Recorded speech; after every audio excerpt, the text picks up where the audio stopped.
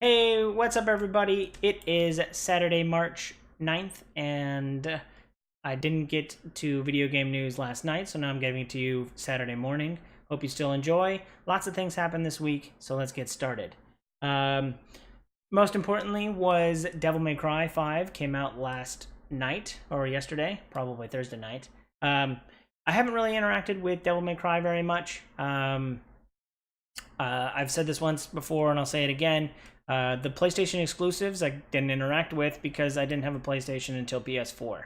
The game, however, is getting awesome reviews. I saw the 86 Metacritic score, so that is obviously very good. Not quite enough to like push me into like trying something I haven't already tried. Usually, I'm looking for like a 90 or above, and like when NBA 2K gets a 90, I might play that game just because 90 or above typically signals to me to try a game I haven't tried before. 90 and above kind of says this is a game worth playing regardless of what types of games you're really into. In the 80s, that means that it's more like this is a stable game. If you're interested in this type of game, it should be really good.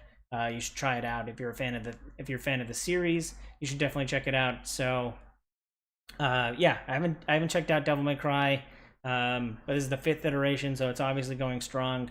Um, and I saw a thing about live action trailers, so that was super cool. Or no, live action cutscenes. Cutscenes in the game are live action, which is really interesting. I've only seen that in like a handful of games.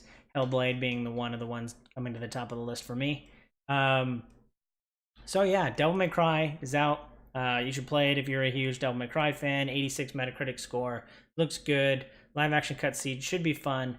So tell me what you think of if you play those. If you have any insights into what the story's like, feel free to leave those in the comments below. I know nothing about Devil May Cry. So yeah, going on.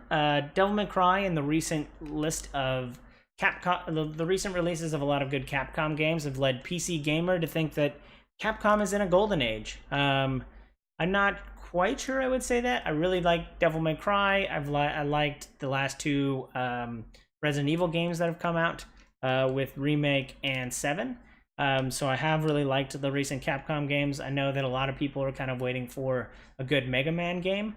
So maybe it's not a golden age until we can get another good Mega Man game, which is Capcom, I believe. Correct me if I'm wrong below. So yeah, PC game. I'll send a link to PC Gamers. Capcom is in a golden age. Which is I think a little bit. What's the word? I don't know what the word is. Little early to call that. So actually, another big thing changing up the industry is PlayStation has added These headphones are annoying me. PlayStation has added had PS4 streaming, so you can stream PS4 games to your iPhone. Now, a lot of industry people, I think last year at E3, people really talked about. I think Microsoft and EA talked about playing console games on your phone through some kind of streaming, and PlayStation seems to have pulled that out. I saw one thing that showed like all of the buttons you can. It looked like on the screen, it looked like a PlayStation controller. There's a lot of buttons on a controller, so I think it's really going to be really hard to try and like play that out. But if you really want to try it, then if you really want to play a PlayStation game on your phone, it looks like you can do that. But I think I think the buttons look a little bit hard to try and pull off. After that, I was talking to a couple industry people this week, and they said that the video game industry is built on rumors, which I totally agree with. There's a rumor that the Xbox is coming out with a Xbox is coming out with a disc-less Xbox One. Disc-less Xbox One. So that should be super interesting to look at. I wonder. The industry has gone like mostly digital, so it should be super interesting to see that going on. Yeah, interesting to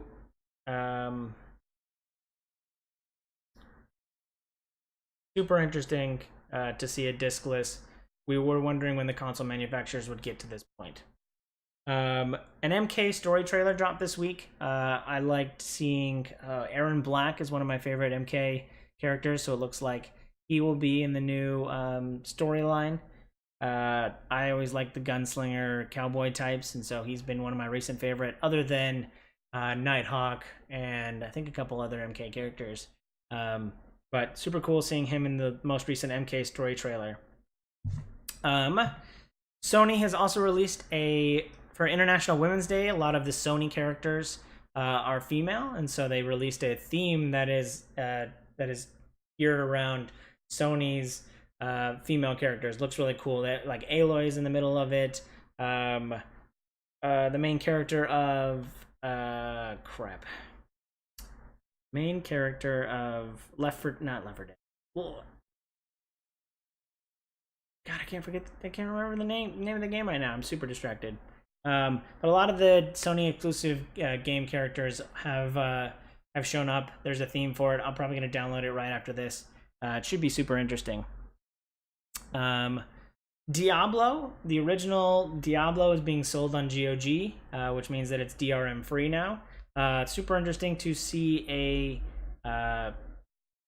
it's cool to see Blizzard releasing these. I've always wanted to see I've had an itch to see some of the older games being sold somewhere. So I'm very intrigued as to Diablo being let go and being sold on GOG.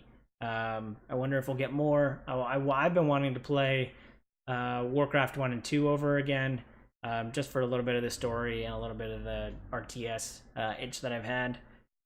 So now that Diablo's free, hopefully there'll be a couple, or not free, but available on GOG. Hopefully I can pick up some of the older Blizzard titles elsewhere. Last but certainly not least, Fallout has had this is just for the pen and paper nerds out there. Fallout has a tabletop RPG coming out. I thought they already had one, considering Fallout kind of not ripped off. Fallout's kind of has the same kind of themes as Wasteland, and Wasteland already had a pen and paper RPG. I think they were actually sued at one point in the 80s for ripping off Wasteland, but I'm not sure how that worked out. But Fallout finally has a pen and paper RPG. So for all those Fallout fans, for all those pen and paper fans, for any post-apocalyptic RPG fans, feel free to check those out. All of those will be in a link down below. Again, thank you for watching, and I hope you enjoy seeing. I really enjoy putting these video game news reports together. I hope you enjoy them too. If you're watching this on my YouTube, I really appreciate a subscribe or a like there, or any comments down below. And then if you're watching me live on Twitch, I appreciate you being there. Subscribe goes a long way. Thank you very much. Bye.